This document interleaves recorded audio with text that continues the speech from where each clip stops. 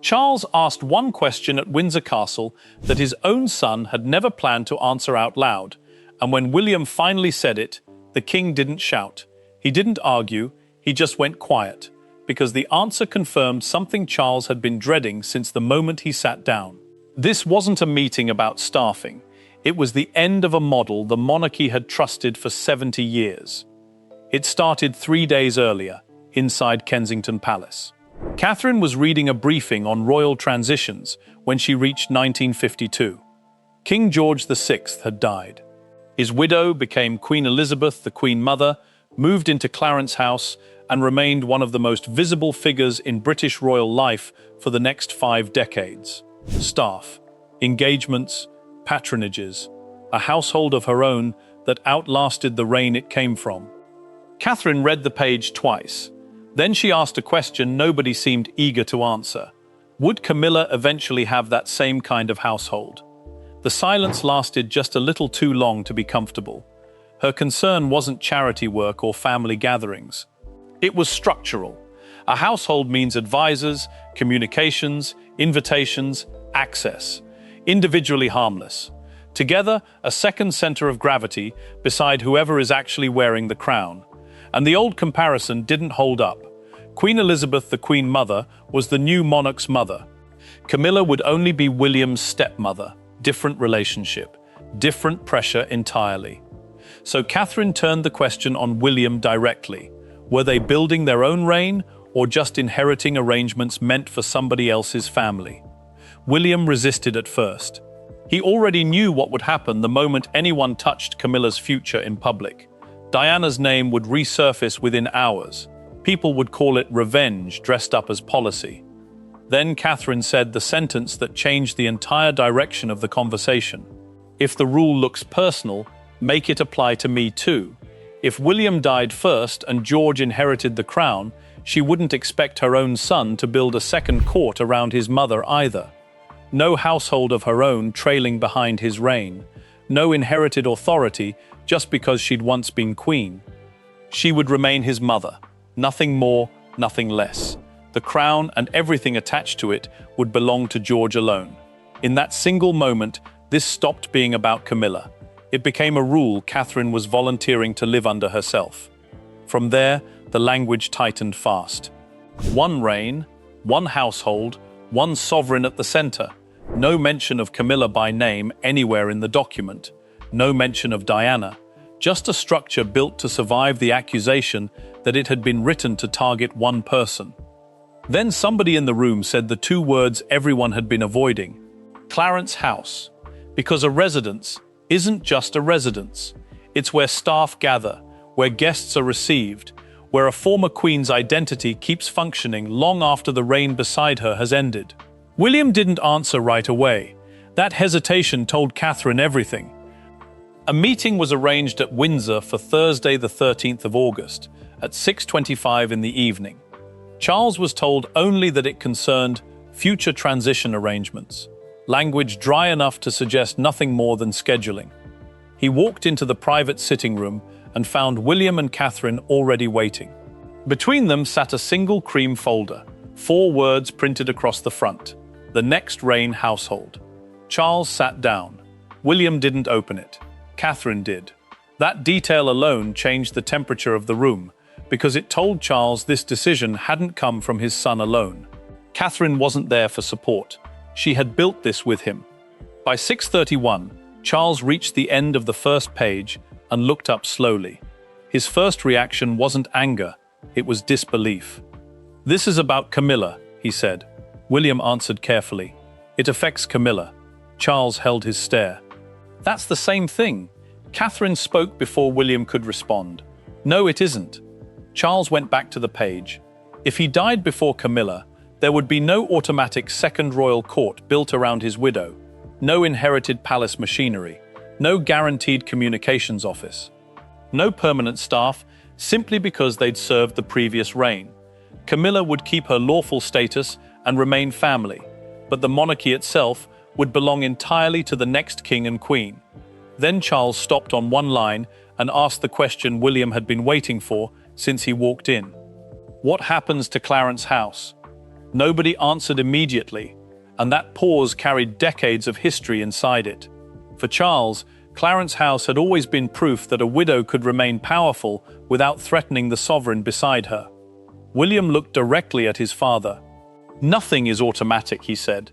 "Not the house, not the office, not the staff, not the institutional role."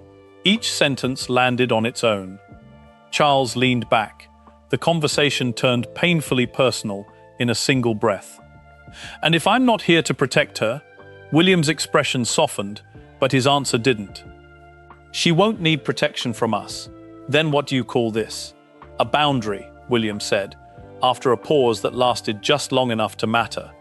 Charles turned toward Catherine, expecting her to stay supportive and silent. Instead, she said 4 words that reshaped everything. "It applies to me too.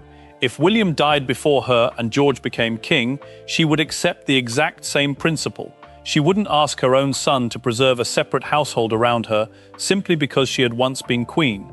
Then she delivered the line that stopped the room completely. "My son should never have to inherit my authority as well as his father's crown." Charles looked down at the folder and said nothing. No explosion, no dramatic rejection. He simply sat back, because Catherine had just removed his only real defense.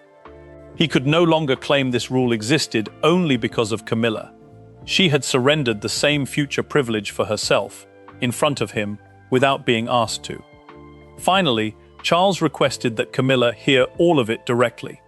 By 7:10 that evening, she was in the room. She knew instantly something had shifted. William explained it plainly. When the next reign began, there would be one sovereign and one working household, and no second court would continue automatically beside the new king. Camilla understood the implication before he finished, meaning yours. William corrected her quietly, meaning the king's. "And me?" she asked. Catherine answered first. "You remain family, but not royal," Camilla said.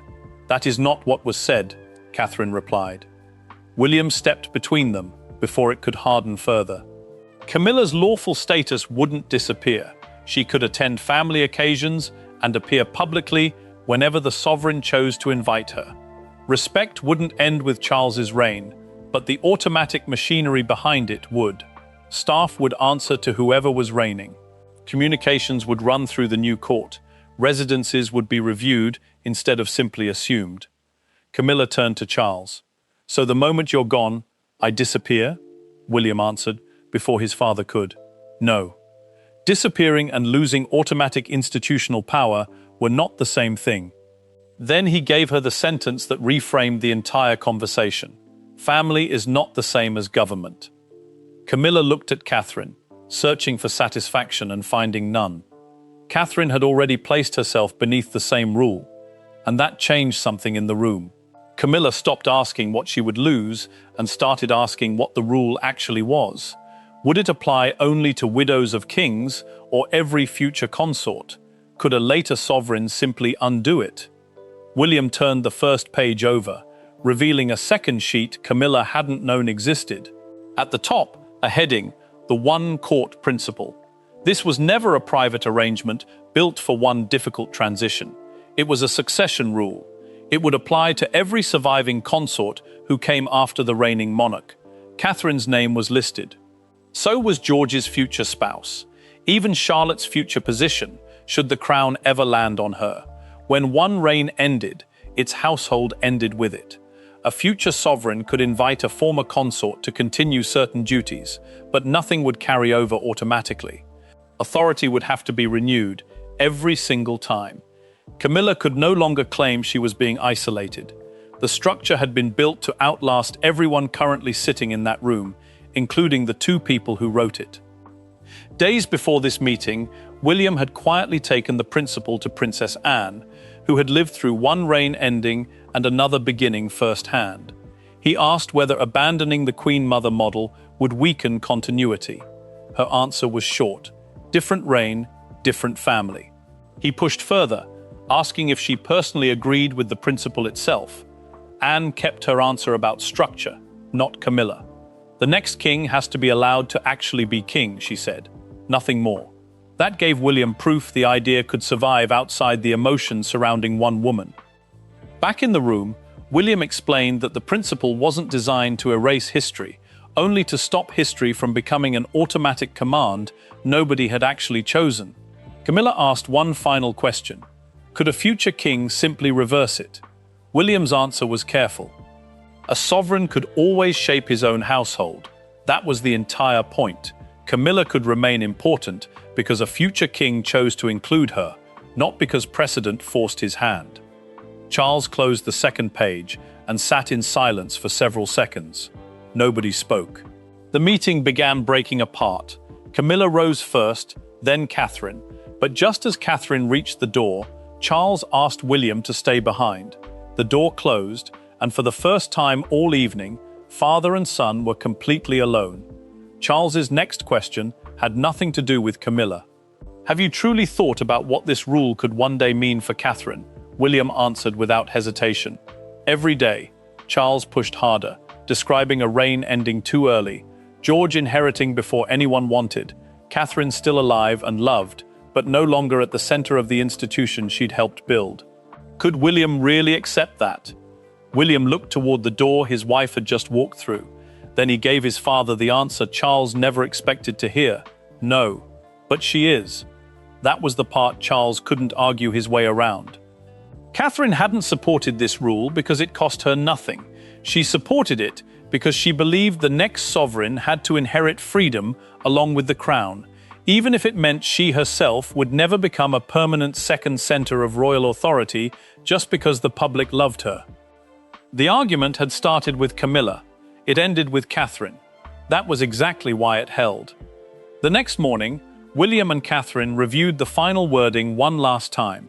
No reference to Diana anywhere in it. No criticism of Charles. No line aimed directly at Camilla. Just one principle, stripped down to its core. The next reign will begin with one sovereign, one court, one working household. William signed first. Catherine read the sentence once more, then added her name beside his. No celebration followed, because both of them understood the document described a loss they might personally live through themselves one day. For decades, the monarchy had leaned on the memory of the Queen Mother as proof a widowed queen could remain one of the most visible figures in royal life long after her husband's reign ended. William and Catherine chose something different. Camilla could remain Charles's widow. She could remain family, but she would never automatically carry the institutional weight of Charles's reign into William's. Catherine had written herself into that exact same future. If William died first, her popularity wouldn't exempt her. History wouldn't exempt her. The rule would still stand, unchanged, for her too. Charles had walked into Windsor believing this was a conversation about staffing. He walked out having seen the entire shape of the monarchy after his own reign ended. That was why the silence mattered, not because he'd lost an argument in one room, but because for a few unbearable minutes he'd been forced to picture a future where his own authority no longer existed at all. And one detail still sits underneath this entire decision, completely unresolved. Clarence House, the very residence Charles asked about first, the one question William never fully answered before the meeting ended. If there is truly only one court, who actually controls Clarence House when the next reign begins? That single unanswered question could decide whether this principle remains nothing but words on paper or becomes the most visible break from the Queen Mother era the British monarchy has ever seen.